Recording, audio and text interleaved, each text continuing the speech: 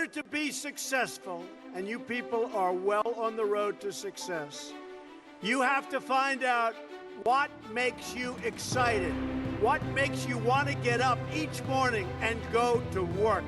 You have to find it. If you love what you do and dedicate yourself to your work, then you will gain momentum. And look, you have to. You need the word momentum. You will. The word momentum. You will gain that momentum.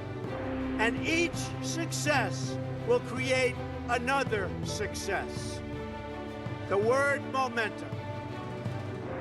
I'll tell you a story that's very interesting for me. When I was young, there was a man named William Levitt, Levittown. You have some here, you have some in different states. Anybody ever hear of Levittown? And he was a very successful man, became unbelievable. He was a home builder, became an unbelievable success, and got more and more successful. And he'd build homes, and at night he'd go to these major sites with teams of people, and he'd scour the sites for nails and sawdust and small pieces of wood, and they'd clean the site so when the workers came in the next morning, the sites would be spotless and clean. And he did it properly. And he did this for 20 years, and then he was offered a lot of money for his company. And he sold his company for a tremendous amount of money, at the time especially. This is a long time ago. Sold his company for a tremendous amount of money. And he went out and bought a big yacht. And he had a very interesting life. I won't go any more than that because you're Boy Scouts, so I'm not going to tell you what he did. And they didn't know anything about building homes, and they didn't know anything about picking up the nails and the sawdust and selling it and the scraps of wood. This was a big conglomerate based in New York City. And after about a 10-year period, they were losing a lot with it. It didn't mean anything to them, and they couldn't sell it. So they called William Levitt up, and they said, would you like to buy back your company? And he said, yes, I would. He so badly wanted. He got bored with this life of yachts and sailing and all of the things he did in the south of France and other places. You won't get bored. He bought back his company, and he bought back a lot of empty land. And he worked hard on getting it zoning, and he worked hard on starting to develop. And in the end, he failed, and he failed badly. Lost all of his money. He went personally bankrupt. And he was now much older. And I saw him at a cocktail party.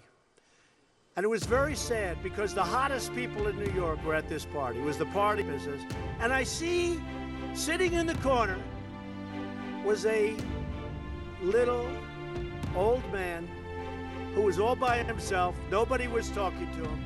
I immediately recognized that that man was the once great William Levitt of Levittown. And I immediately went over. I wanted to talk to him more than Mr. Levitt. I'm Donald Trump. He said, I know. He said, Mr. Levitt, how are you doing? He goes, not well at all. And I knew that. But he said, not well at all. And he explained what was happening and how bad it's been and how hard it's been. And I said, what exactly happened? Why did this happen to you? You're one of the greats ever in our industry. Why did this happen to you?